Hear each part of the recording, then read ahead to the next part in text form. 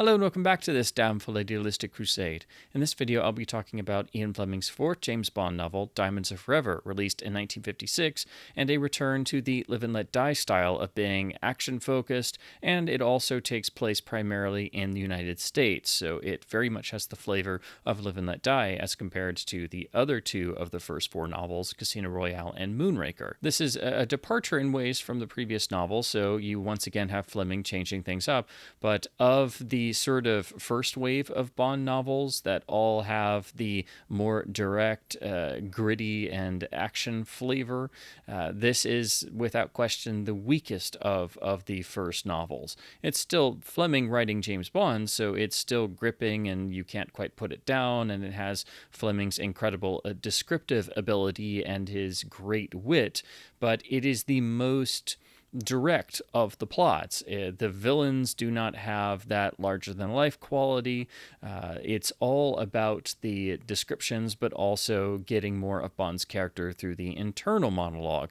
Those elements, plus a further refinement on the Bond heroine in Tiffany Case, are the real draws to Diamonds Are Forever and its greatest strengths. The book was generated out of Fleming's research into the diamond industry, in particular diamond smuggling. And this would be further mined, no pun intended, for The Diamond Smugglers, which would come out the next year and was basically retelling actual cases of diamond smuggling through a sort of fictional lens with Fleming writing.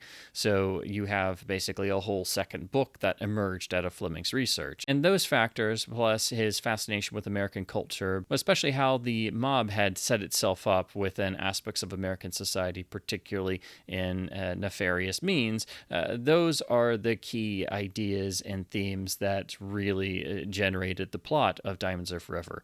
It's also a book that strangely feels much more American in terms of the overall flavor. It's as if Fleming was trying his hand at not only referencing and using elements of pulp fiction that he loved, but also that he was trying to bring James Bond more into an American thriller novel. It's similar to what we see in the Spy Who Loved Me novel later on when Bond is dealing with the two gangster thugs. Part of this comes from, quite frankly, the sheer simplicity of the plot, which is literally about a diamond smuggling pipeline that Bond is tasked to not only follow by taking the identity of Peter Franks and bringing a cache of stolen diamonds into the United States, but he's tasked with following the pipeline to its very end so that the British economy is not threatened, because the diamond trade was so directly tied to Great Britain as opposed to other countries in terms of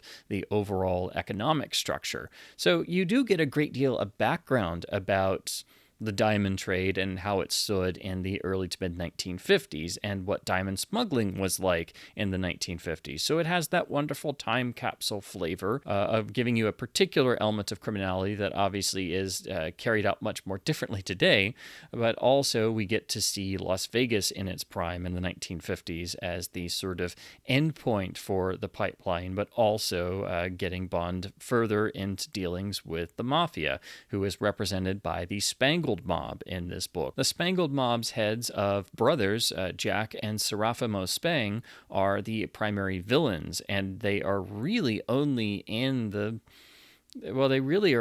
final act of the book if you look at it in a 3-act structure, and Jack Spang himself is only a background character who appears at the start and end of the book. So the primary antagonist is actually Serafimo Spang, who really only has one main confrontation with Bond in the climax of the 3rd act before the sort of 2 postscripts we have in terms of the action ends, and then we have not 1 but 2 additional sequences that feel as if they have been just added to the end of the book as if they were appendices in a way.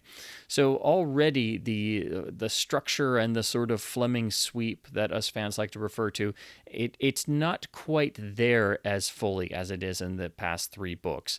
I think Fleming realized that he was perhaps starting to get into a rut in ways, and so in the next novel, From Russia With Love, he comes back basically firing on all cylinders and trying new and different things. things in order to keep the books fresh, which I think was very important and very wise, because when you're reading the books chronologically and you get to Diamonds Are Forever, it is the one novel that on the surface feels, for lack of a better term, average in ways. It is very much a straightforward adventure. Bond is given a task. He infiltrates the diamond smuggling pipeline. He meets the beautiful Tiffany Case along the way and runs the pipeline trail first to New York. And then we have the entire sequence at Saratoga Springs, which examines the mob's control and fixing of horse races. And that's how Bond is supposed to be paid off as Peter Franks for smuggling the diamonds, all in a manner that can be considered completely legal. And then from Saratoga Springs, we then journey to Las Vegas, where Bond runs the pipeline to its end. And the fact that the plot revolves around Bond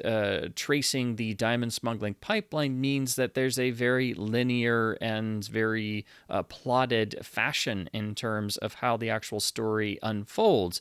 There's not a whole lot of deviation from that. So there's less surprises, essentially. And the very straightforward nature of this plot, again, makes it feel more in the vein of an American thriller of the time. So one almost wonders, was Fleming specifically trying to write an American style of novel this time around?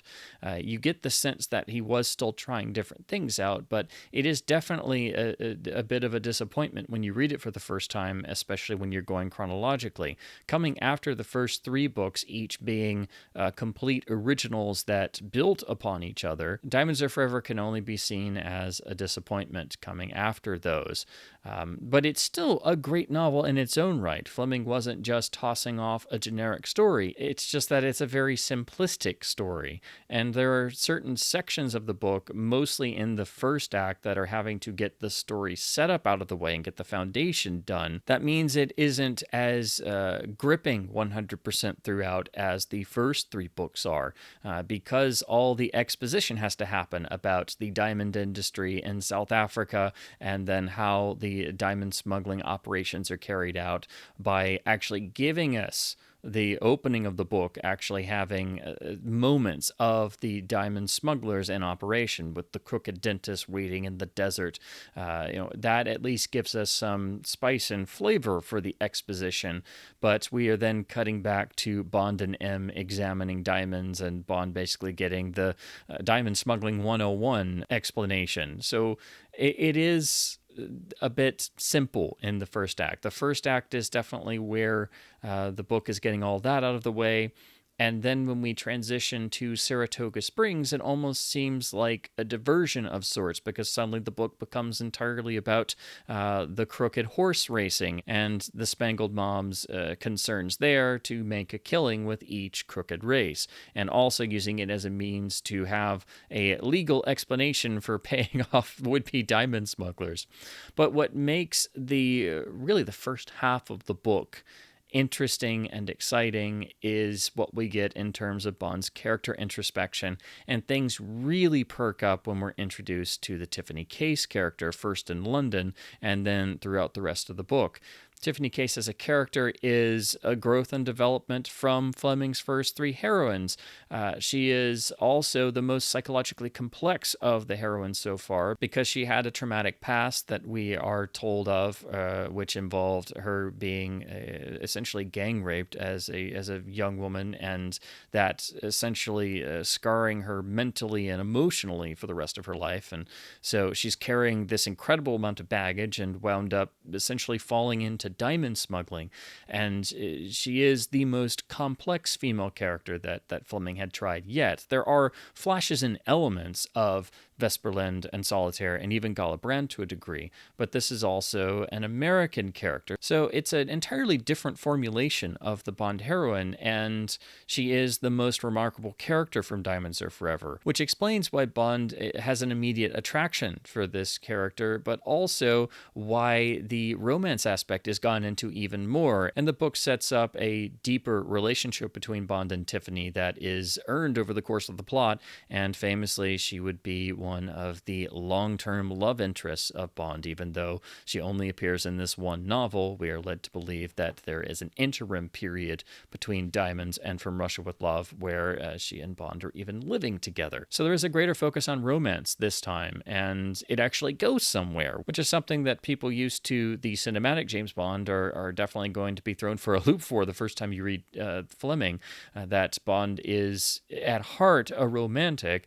And even in an out-and-out action tale such as this, we have a further refinement and greater development of the female character, who is the most psychologically complex of the heroines Fleming had created up to this point. And she is the highlight of the whole first act of the book, along with Bond's internal monologue and also how he wants to obviously carry out his mission, knowing that he has to use this woman, but he doesn't want to use her in essentially in a bad way. He feels guilt about what his mission is, but is still going to carry it out, but refuses to compromise any potential relationship between the two. Once Bond is in America, the fascinating elements are, of course, Fleming's description of 50s America, which, as in Live and Let Die, is pretty spot on and a fascinating time capsule, but also the inner workings of the Spangled Mob and all their nefarious criminal activities in addition to the diamond smuggling pipeline. So we're introduced to a very colorful cast of characters, most notably their sort of point man and Shady Tree, and also the sort of pair of hitmen killers that do the dirty work of the Spangled Mob, Wint and Kidd, who are a double act that take malicious glee in carrying out their work and become recurring menaces for the rest of the book. But what really makes this section of the book actually work is the reintroduction of Felix Leiter, who is now working for Pinkerton's detective agency and looking into the crooked horse races at Saratoga Springs. So Leiter serves as Bond and the reader's foray and guide into the world of crooked horse racing, and gets more time with James Bond's best friend, picking up after the terrible shark attack he endured in Live and Let Die. So Bond is continually always feeling the guilt of that happening and having to see how Leiter copes of essentially being thrown out of the CIA and having to use artificial limbs after his suffering being dropped into the shark tank by the robber in Live and Let Die. So it's Felix being here that gives this section of the book sparkle and energy, and we have him basically giving us exposition of how the horse races are crooked, but because it's two friends bickering back and forth and having fun reconnecting, that's what makes it fun and exciting for the reader to experience, because otherwise the entirety of the Saratoga Springs section does feel like a deviation from obviously the diamond smuggling plot. It's essentially a side quest within the book, and it does take up a significant portion of the novel, and this means that there's less page count essentially when we get to Las Vegas for development of the villains there. So while all of Fleming's descriptions are fascinating and many elements will stick in your mind, such as Bond being bemused by the thing that I still wish they did in hotels, because I just love the idea of going into a hotel room and having the sanitized strip of paper across the toilet seat. Bond is always fascinated and bemused by standards of American living or elements of 50s Americana, such as a hotel room in essentially a horse racing resort town. But it's essentially the actual race itself, how it's crooked, Bond and Felix's interactions, and learning the actual machinery of how the race is fixed. Those are what make this sequence actually work. That and how Felix convinces the jockey Tingling Bell, again, Fleming was a genius in coming up with names that are memorable and stick in the mind, to essentially throw the race and throw a wrench into the works of the Spangled Mob. Then how Bond is supposed to give Tingling Bell the sort of payoff for this is the iconic mud bath sequence where Wint and Kidd exact the mob's revenge on the poor unwitting jockey while Bond is essentially stuck helpless in a sort of tomb of hot mud. This moment is the best part of the entire Saratoga Springs sequence, and Fleming's descriptive ability is at its absolute height here, with it having that sort of heightened reality sense where every single descriptive term feels completely three-dimensional. This is when Fleming's prose is at its most vivid. After this, Bond is directed to Las Vegas by Shady Tree to essentially get another crooked payoff that is actually explainable legally by playing at a rigged blackjack table and the Spangled Mob's casino. We first have Bond arriving in Las Vegas and the reader being treated to a nice time capsule sort of travelogue of how the Mafia helped to set up Las Vegas, and getting both real-life anecdotes mixed in with some of the fictional ones Fleming created for the Spangled Mob and their fictional casino that is obviously based on the real ones of the 1950s. Bond is essentially in enemy territory and still masquerading as a diamond smuggler looking for more work. He goes to obviously get the crooked payoff, and it is Tiffany Case herself who is the dealer, because this is apparently where she works when she's not diamond smuggling, as the sort of kept woman of Serafimo Spang, who is hiding in the wings somewhere observing all of this. Bond, in one of the key lines of his character, Fleming writes, Bond decides to force the pace, that he's not simply going to do as instructed, gamble and leave and wait to hear more. He decides to keep gambling and earns the ire of Serafimo Spang and the Spangled Mob, eventually culminating in the final confrontation in the fantastical city of Spectreville, which is an old western ghost town that Serafimo Spang has had essentially renovated into a full western street, complete with saloon and jailhouse, and also a fully restored historical train, the Cannonball. This is where we have the actual Bond and villain confrontation, finally, as Serafimo Spang has been only mentioned and alluded to over the course of the whole book. There's also a theme that runs throughout of Bond continually thinking that American gangsters are cartoonish and not really a threat to a seasoned agent, and that he's merely on this mission for the British economy, and it's not one of his usual life and death struggles against Mercer or some other operative. And M and the rest of the story is trying to essentially prove how wrong he is. That doesn't help the fact that Bond himself is sort of undercutting his own mission throughout, but he is proven wrong when Wint and Kidd, at the orders of Spang, commence a Brooklyn stomping, nearly beating Bond to death with heavy boots. Interestingly, it is Tiffany Case herself who intervenes and essentially saves Bond in order to try and spirit both of them away from the Spangled Mob before they are discovered. This leads to the final extended chase along the railroad tracks while Bond and Tiffany are being pursued by Spang and cohorts aboard the Cannonball, in what can only be described as Fleming at his most classical adventure serial or western best, in terms of the entire sequence is very much drawn from classical western and adventure storytelling. Then, as I mentioned before, we have basically two additional story sections. We have Bond and Tiffany aboard the Queen Elizabeth attempting to get back to London before they are discovered and eliminated by the Spangled Mob in retribution. But then we also have the final closing of the pipeline all the way back in South Africa. So the book does essentially come full circle. Now, the reason why I basically laid out the entire plot is that that's all there really is. It is the most simplistic and straightforward of Fleming's plots, and we only really have scenes with the villains directly in the final act of the book, and only one of the Spang brothers, really. And that means the overall effectiveness of the plot, in particular the villains, are not what we saw in the first three books. The villains are so low-key, and we have so little time with them that they don't make much of an impact, really. That makes all of Bond's interactions with Felix Leiter and Tiffany Case stand out even more, along with the fantastic amount of inner monologue that is very revealing of Bond's character. Again, the line about Bond deciding to force the pace is very important to understanding the James Bond character, of not being someone to let things play out, to always force the pace, to drive things along, to try and make the villain either become become unhinged or make a mistake to essentially force the villain's hand. That's a key aspect of Bond's character, along with him being a romantic at heart, which is perfectly realized by the emergence of the Bond and Tiffany Case relationship.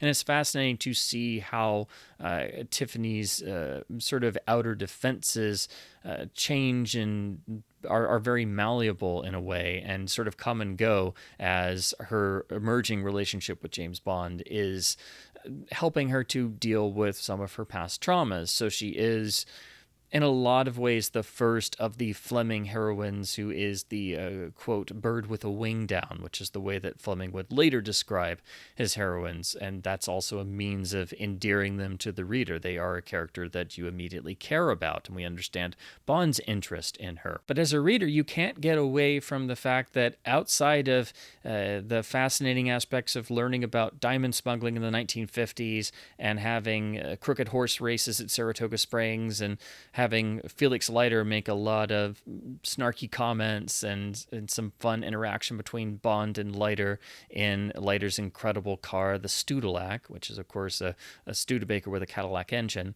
And then, of course, the sort of travelogue gang run 1950s Las Vegas, plus the finale in the western town of Spectreville on the train tracks, then topped off by the scenes on the Queen Elizabeth and the closing of the Diamond Pipeline. You can't escape that this is so much more straightforward than the first three books that it's nowhere near as satisfying. What is important, again, is the character development and having Felix Leiter return, but also, most of all, the Tiffany Case character. Not only is she the most complex of Fleming's female characters to this point, but she's the real innovation of Diamonds Are Forever, the novel. Moving forward, Fleming would never be as straightforward in his plotting until we get to the scenes in The Spy Who Loved Me dealing with the two gangsters, and then also, I'd argue, his final novel, The Man with the Golden Gun, which was never properly finished the way Fleming would have wanted it to. That book is really more of an earlier draft, but it has a much more straightforward, simple plot, and I think you can feel at least some echoes of the Spangled Mob gangsters or Serafimo Spang in Fleming's Scaramanga there. So Diamonds Are Forever is easily the most simple of the sort of first wave of books that are much more action-oriented and have that sort of pulp energy to them. It is by no means a bad book, but it is by far the weakest of the first four. It doesn't really stack up to the plots of the first three novels, and it is usually seen as a bit of a disappointment by Bond fans, but you really have to look more deeply at it. You have to analyze its positives and recognize how its most important contributions are the development of Bond's character further, the travelogue aspect of 50s America, and just other aspects that weren't covered in Live and Let Die. But most of all, it's the Tiffany Case character. She's the highlight and the most important factor of Diamonds Are Forever, the book. It's just that one wishes that more time was actually spent with her because she sort of appears and disappears throughout the book until the climax. The most rewarding of these sequences are their relationship deepening on the Queen Elizabeth, and it's where Bond is at his most completely human. My one major criticism outside of some of the plot deficiencies and the villains being too ill-defined is during the Queen Elizabeth sequence, essentially Bond does not recognize Winton Kidd when he very much should. It basically takes him a while. And Fleming tries to explain it away as Bond essentially ignoring his own instincts because he's too much infatuated with Tiffany Case and feels that the mission is over and they're just trying to get back home. It's basically to set up the villain's final attempt to get revenge on Bond and Tiffany. And there's basically a few moments throughout the Bond novels where Fleming has Bond make some incredibly dumb moves or choices or mistakes that those have always sort of irked me a little bit because they just felt a little bit too much like they were just to motivate the scenes to come. This is understandable, but it has always bugged me that Bond doesn't more clearly recognize Winton Kidd more quickly. But that is relatively minor compared to what I think is the book's overall shortcomings of of not having fully defined villains and having such a straightforward plot that it feels quite simplistic, especially after you've read the first 3 novels.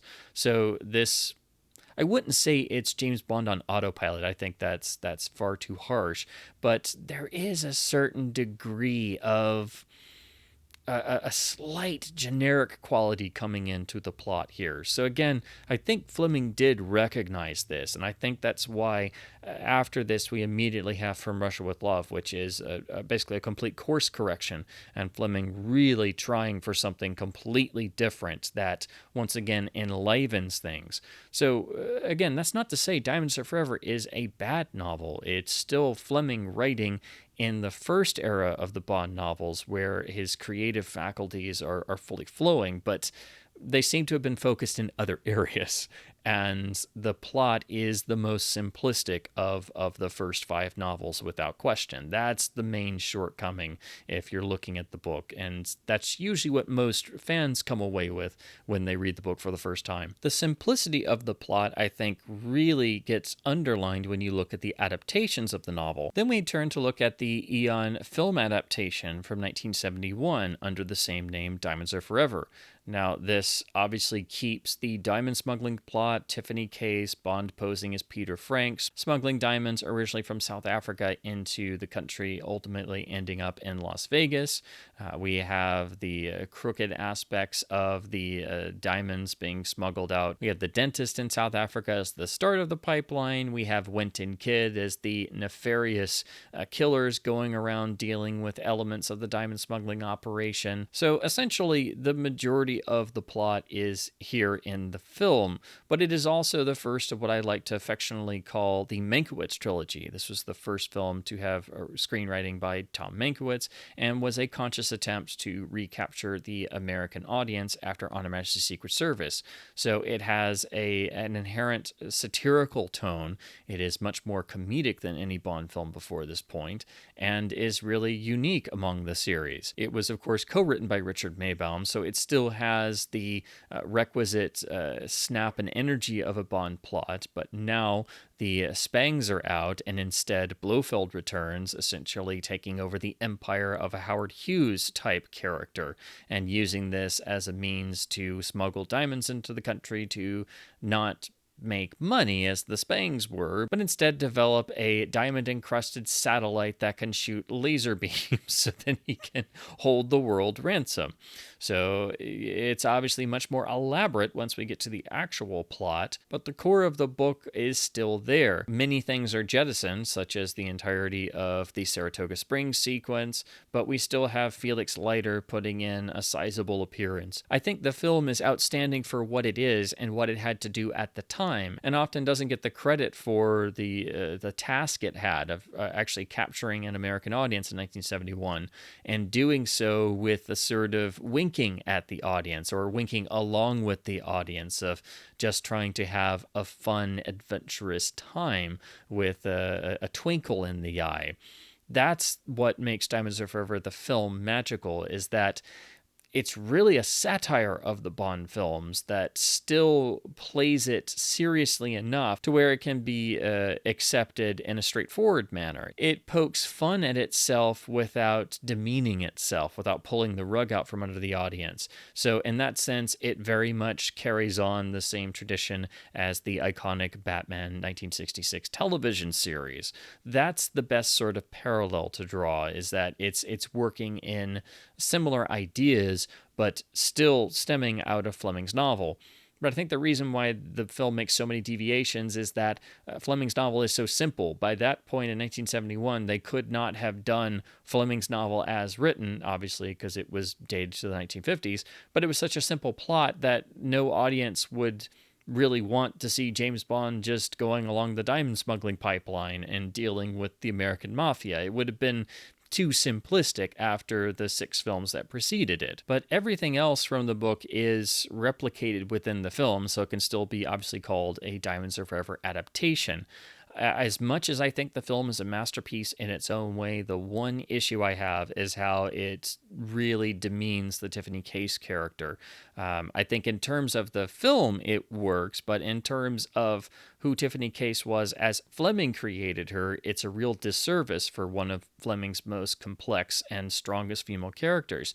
She starts out the film very much in keeping with how Tiffany Case first appears, but over the course of the film becomes quite frankly, more of a damsel in distress and is used for comic relief in ways. So again, it works within the context of the film, but my one major criticism is that I hate that the film does that with one of Fleming's strongest female characters and one of the great love interests in James Bond's entire life, because it is a much more serious romance that develops as opposed to the more traditional standard romance within the confines of the actual adventure of that book. In terms of the other Eon films, I think there's a couple other connections one could draw. The way Bond and Tiffany escape Spectreville by Bond setting everything on fire before escaping as the pursuit starts is reminiscent of the film Live and Let Die, when Bond sets fire to the crocodile farm before escaping by boat and starting the boat chase.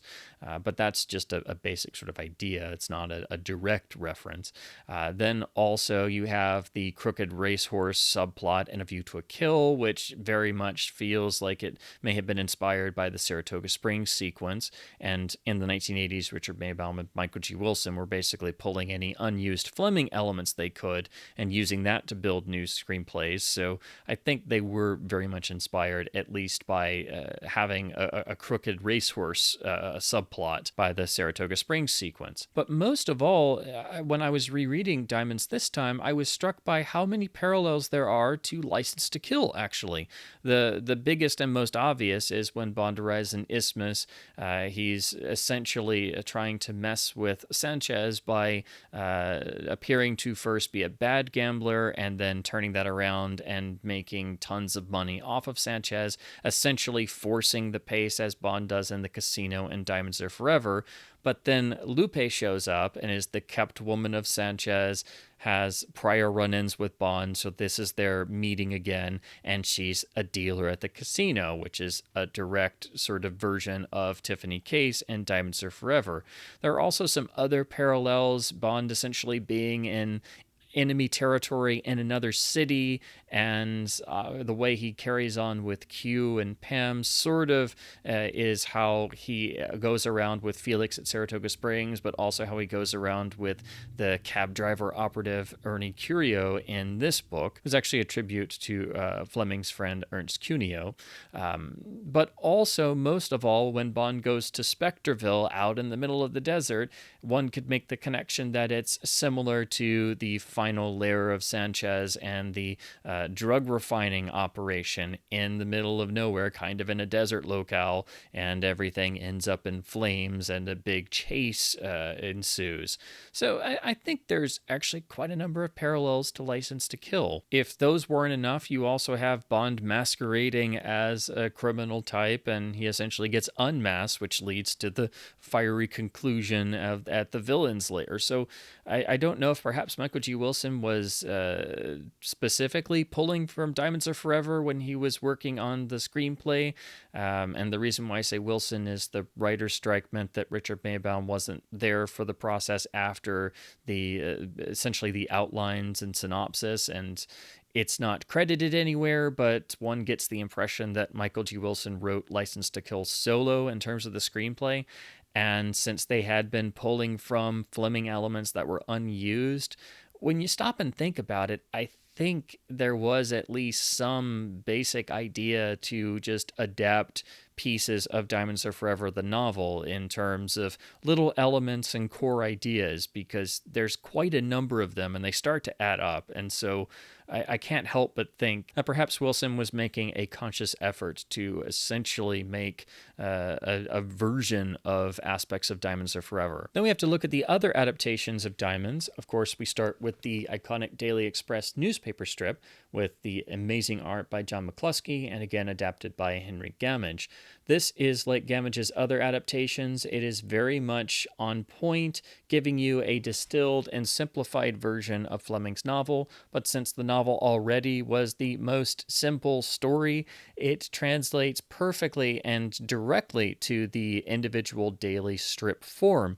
But this also highlights, I think, how simple the actual plot of the novel is, because while you are getting a simplified version in daily strips, it's also showing that the original source was only lively because of Fleming being the one writing it, and all of Bond's musings and the travelogue aspects and the sparkling dialogue with Felix Leiter and Tiffany Case, so on and so forth, because the actual comic strip is just underlining the fact that the novel's plot is one of Fleming's simplest. There's also the radio drama done as part of the same BBC series, which adapted most of Fleming's Bond novels, starring Toby Stephens as James Bond. This is another adaptation of the novel reduced to a single radio drama form, and so significant portions of the novel are thrown out and other elements are sort of sped through or adjusted to suit the medium. It is as solidly done as the others, but as I've talked about in the others I've covered, there are certain elements that are very off-putting. But here in the Diamonds adaptation, there's a bit more. As with the Live and Let Die radio drama, I felt like the American voices were a little bit off. We have the same actor for Felix Leiter, who's fine and does a good job, but it's not quite the Leiter I've always heard in my head when I read the novels. There's also attempts to inject humor once again, and since they skip over so many significant portions of the book, it's kind of odd that they chose to come up with entirely new bits and pieces, which are totally superfluous. I think the time would have been much better spent just having a scene from the book that they had thrown out, or had an adjusted, abridged version of a scene they hadn't included, instead of some ill-advised attempts at humor. The whole opening is jumping back and forth between Bond and M's office, and Bond being given the lecture about diamonds, and the actual opening of the book in South Africa with the crooked dentist. So it jumps back and forth, which is a bit disorienting, but again, for time reasons, I can understand why they did that. The Tiffany Case in the radio drama is well done and representative of Fleming's Tiffany. Unfortunately, some of the other voices, not so much. Tingling Bell, the jockey at Saratoga Springs, is basically turned into a sort of country hick stereotype voice, which I guess sort of works maybe if you stretched it that far, but it's very jarring and off-putting, and I thought was a complete mistake to characterize that character that way.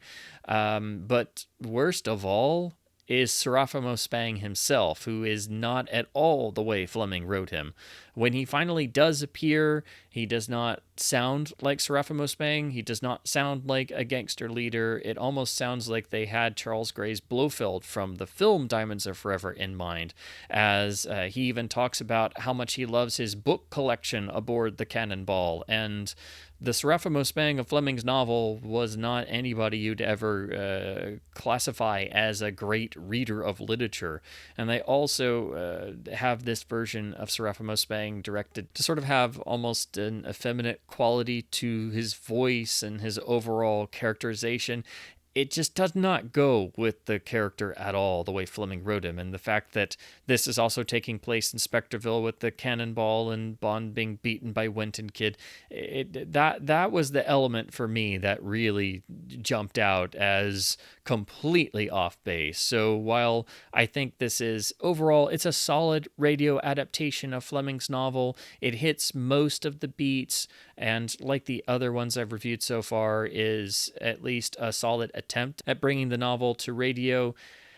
There are significant portions of the book that are just skipped over, and I felt that was a mistake. But also, most of all, the version of Serafimo Spang in this radio adaptation is just, quite frankly, wrong. Entirely wrong.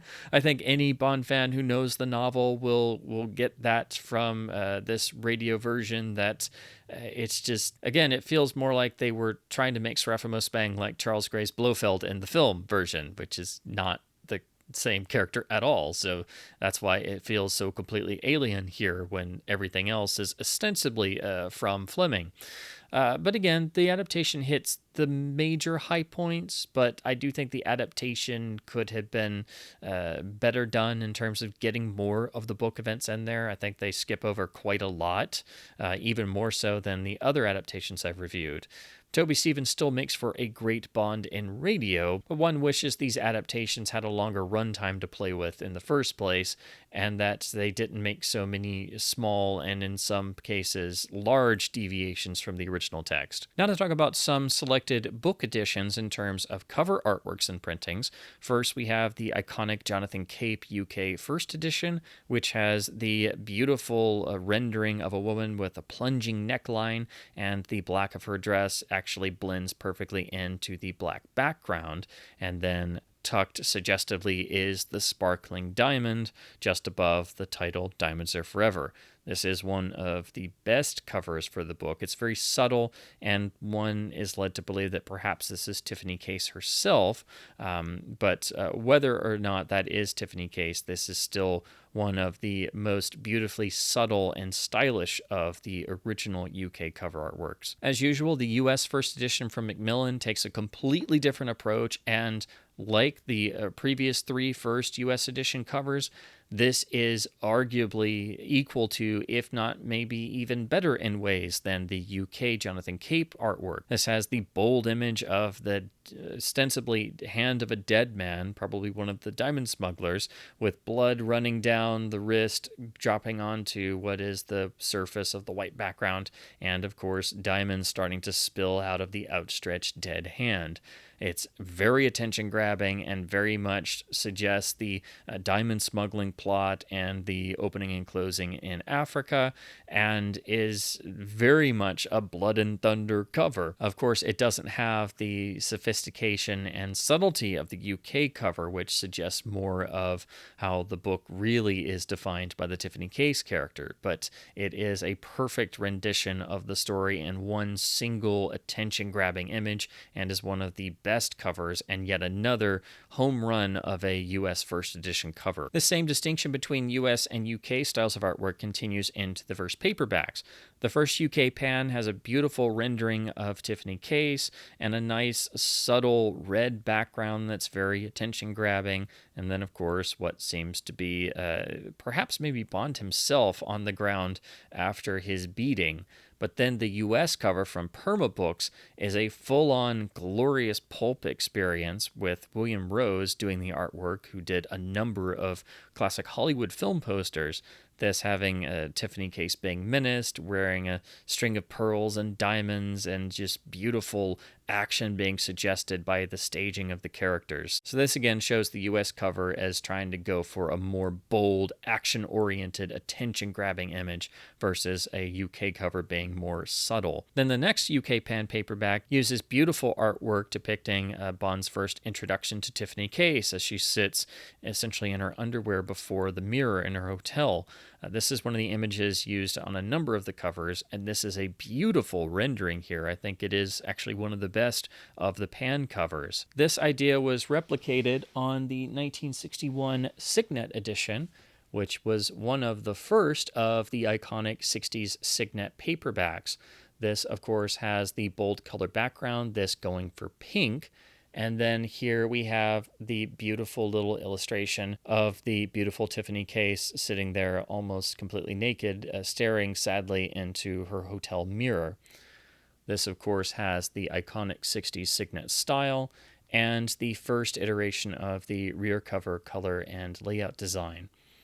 Of course, we have the red-edged pages, and this is still my preferred version to read, as this was the copy I had growing up, and I adore the 60 Signets, so every year when I reread the books, I'm always rereading these, and this is the book copy I'm rereading for Diamonds Are Forever. In 1965, we got the update to the UK pan paperback with the James Bond stylized cover of a singular image, this being of a diamond seemingly on a background of sand. Then in 1971, to tie in with the film release, we got a variety of paperbacks with the cover art being that of the one-sheet poster for the film, but Interestingly, I have managed to find a hardcover edition, which they didn't really do too many of these. Most of the editions that were movie tie-ins were paperbacks, but this is the first actual copy I ever had of the novel. So this was how I first read it, in this interesting hardcover movie tie-in edition, complete with the film credits on the back. A variety of interesting covers continued in the UK in terms of paperbacks. We got the lovely 1972 Pan edition, which has actually an image of Tiffany Case in her sort of Western gear during the Spectreville sequence. Then in 1974, we got a cover in the sort of item cover series, where each book cover would have a photograph consisting of items relating to or part of the story. So here for Diamonds, we have a photograph, obviously, of Tiffany Case scattered around diamonds and bullets and other equipment, plus a scorpion creeping in, which is, of course, what is the subject of the opening of the book. Jove did another in their sort of stylized series, with the covers featuring a Bond that sort of looks Roger Moore-ish, and then having some elements of the novel. So here we have Tiffany Case again, and what seems to be a version of Serafimo Spang in his Western getup in front of a sort of generic background of Las Vegas. But we wouldn't really see another major US printing until the 1980s Berkley reissues during the John Gardner era. So this has the rather straightforward style as all the other James Bond printings. The only difference is the colors are all different, and there's a different generic pose of the figure that's supposed to be Bond. These do grow on you after a while, and I must admit a certain fondness for them because I grew up reading a lot of books with this cover art design. In 1996, Coronet Books made this really interesting cover as part of their Bond reprints, but here, as you can see, the actual scorpion from the opening is now entirely made of diamonds. So this is a really striking image, even though it's completely unrealistic and has nothing to do with the book. Now the actual scorpion in the desert is actually made of diamonds itself. I do have a copy of the 2002 British Penguin Paperback as part of their reprint series. This has, unfortunately, the overall generic looking design, but at least here you can actually tell what the image is. This is just a shot of diamonds floating around. On some of these, you really have no idea what the background image is supposed to be, but at least the font used is attention-grabbing enough, and these are also the UK text, so they will have the slight differences in overall British language and spelling versus the slightly changed American text that usually had a few little tweaks in terms of spellings. There was also the beautiful 2002 American Penguin Paperback with the Richie Fahey artwork. This done in the same sort of matching style with a very Pulp Fiction inspired cover.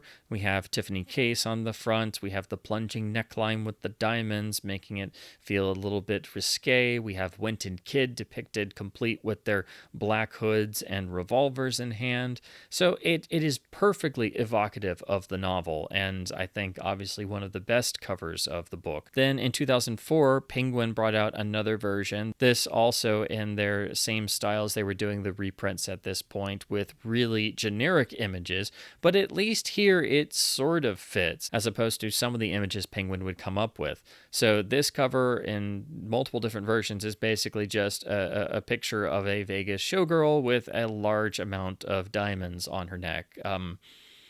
Doesn't really have anything to do with the book outside of it's Vegas and diamonds, so unfortunately it's just very generic. In 2009, we had the matching Penguin series with Michael Gillette covers, each with a beautiful nude woman in a particular color shade with the title sort of tattooed on her back. So here it at least seems to be a version of Tiffany Case, because some of the books in this series had female figures that didn't always have anything to do with the book.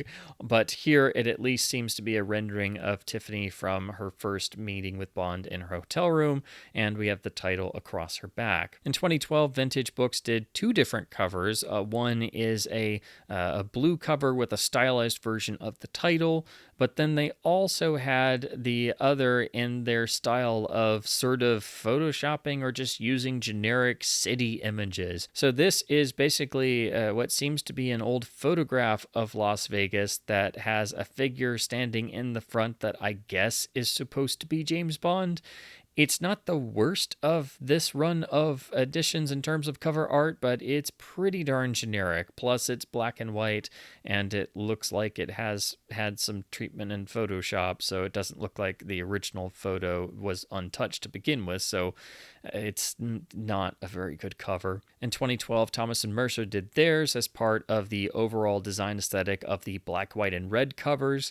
This is not my favorite design of the covers, but at least this does have diamonds on it in terms of the shape, and it does fit in the series aesthetic they made, but it makes the reader really have to imagine what kind of book this is if you haven't read it, because this cover artwork is not really evocative of the book at all. Then, of course, there's the modern reprints. First, the 2023 edition from Ian Fleming Publications with the new series aesthetic of having a oversized 007 logo, the title in the top with a sort of standard font, and the image here is the scorpion from the desert opening on a sort of what seems to be a sort of sandy background.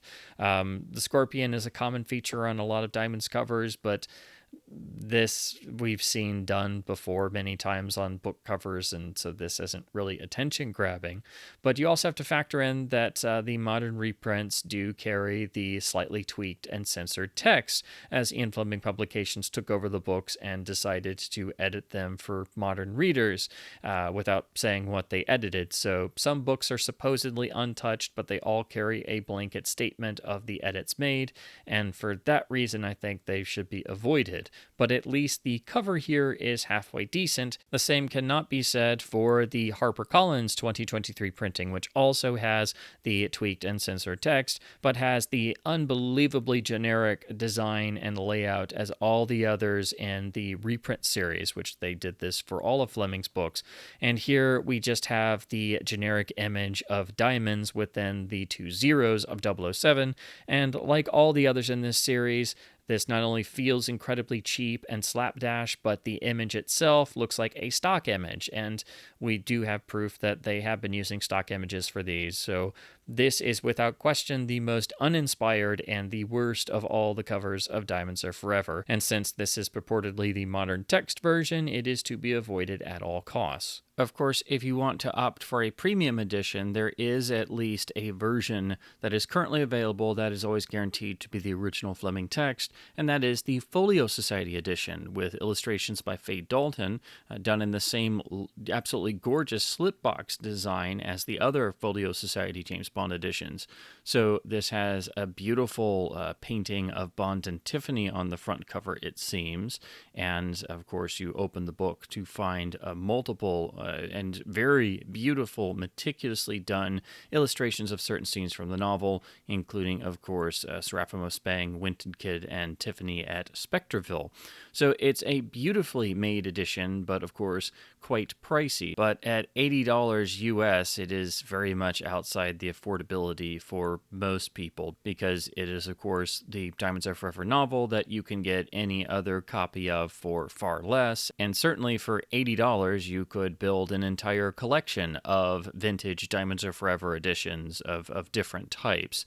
And of course, not afford an original Jonathan Cape UK first printing, but you could build a shelf of Diamonds editions, or frankly, you could get good copies of all of the James Bond novels and most of the continuation books, all for less than the price of one Folio Society edition. So that's why I really can't recommend these unless you want the really fancy edition. So ultimately, Diamonds Are Forever is, I guess you could say, it's a bit experimental for Fleming. It's working more in the vein of a traditional thriller, and that means the plot is obviously more simplistic, and it reads much more like Fleming trying his hand at an out-and-out American-style paperback thriller. Bond seems to be on a mission that has him acting more like an American detective, just as Felix Leiter is now working as a Pinkerton's detective instead of a CIA agent.